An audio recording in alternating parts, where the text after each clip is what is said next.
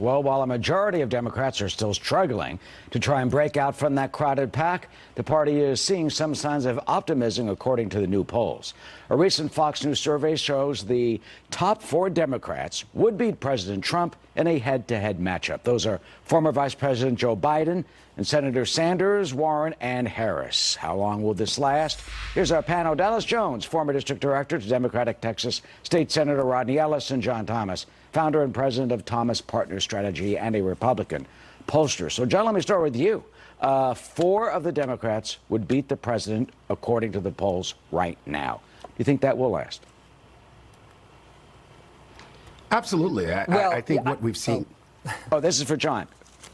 Oh, okay. Yeah, I actually don't believe that'll be the case. Look, polling is reflective, not predictive, meaning it tells us where we are today, but it doesn't necessarily reflect where we'll be in November. And look, a campaign, none of these Democrats have endured any serious negative campaigning by Trump or the Republicans, and they are literally putting the nails in their own coffins. No, they get slammed all the time by the president's tweets, though. No, but I'm talking about the multi-billion-dollar effort that Trump and the Republicans are war chest that they're putting together to attack whoever the eventual nominee is. So look, I don't actually think this is much of a concern. The bigger concern, if you're looking at these numbers, should be Joe Biden. Because if you look at all of these Democrats down ticket, is that they can say that they too, hypothetically, can beat Donald Trump. And that is Joe Biden's fundamental brand promise for why you should vote for him if you're a Democrat in a primary, is that he's the only one that can beat the president. Well, today the polling says otherwise, and I would be worried because once that's taken away from Sleepy Joe, there's really not much left. Dallas, your turn. Well, look, I absolutely think it is reflective of where we are right now, but it's also reflective of where we've been. The country has shown a great disenchantment. What's important to note from the poll is that the president's unfavorable approval ratings are at 56%. The country is unhappy and they want a path forward. As for the Democratic primary and that field of candidates, what we're seeing is that the candidates are putting forth a lot of different ideas. Elizabeth Warren is pumping out different policy positions every week, and Democratic voters are listening. They're trying to find who their candidates and the voice that they want to hear is in this crowded field. I think it is something that Vice President Biden should be concerned about, because what we're starting to see is that other candidates are looking for different ways to pick up momentum and break out of the field. And this new poll from Fox is a sign that this is beginning to happen. But it is also a sign that there is problems looming for President Trump. As not just these top 4, but every single Democrat that was polled in this poll was shown to have beat President Trump in a head-to-head matchup. John, you mentioned Dallas. You mentioned that, John. That unfavorable rating, 56%, favorable only 42%.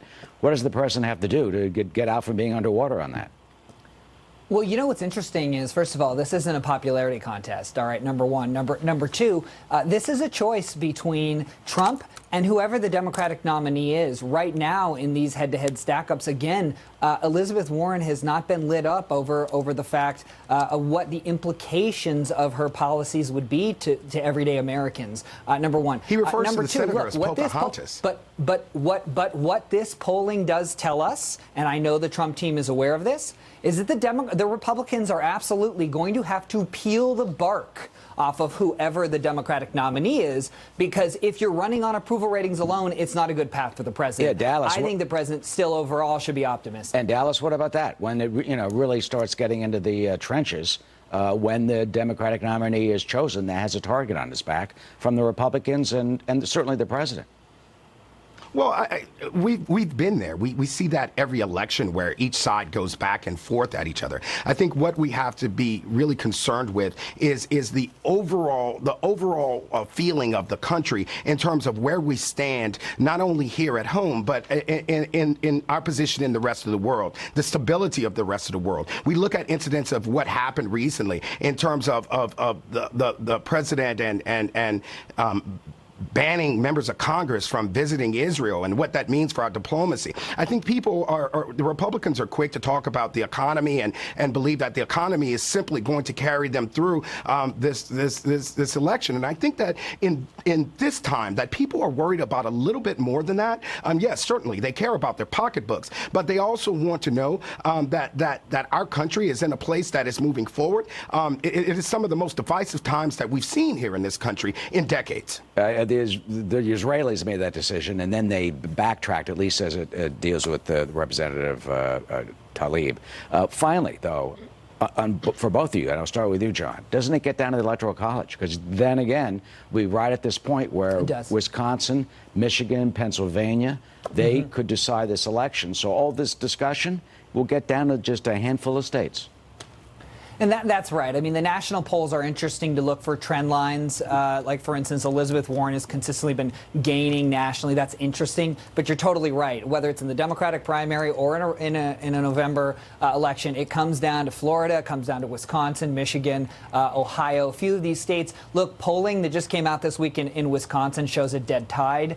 These are states that are concerned primarily about the economy. And if you look at Trump's economic numbers, overall, voters, over 50% of them think that Trump deserves credit for having a good economy. That's what this is going to come down to. And I will leave you with this, that the Trump campaign is running in a superior effort to what they did in 2016. It is fully data-driven. They know exactly what they're doing. I have every confidence that given the underlying economic numbers that are so good for this administration, that he will prevail, especially when he lights up whoever the Democratic nominee is on their extreme economic policies. And Dallas, last word. I mean, look, as I said, it gets down to the Electoral College, no matter how many votes you get across the country.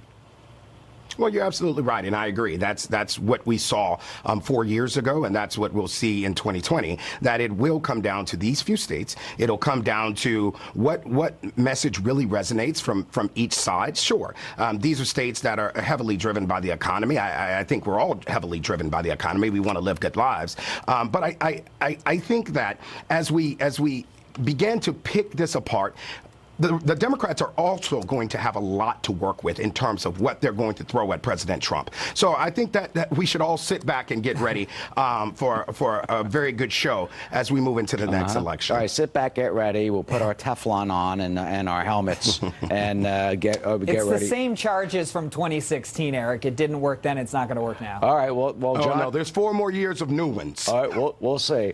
All right, gentlemen, thank you.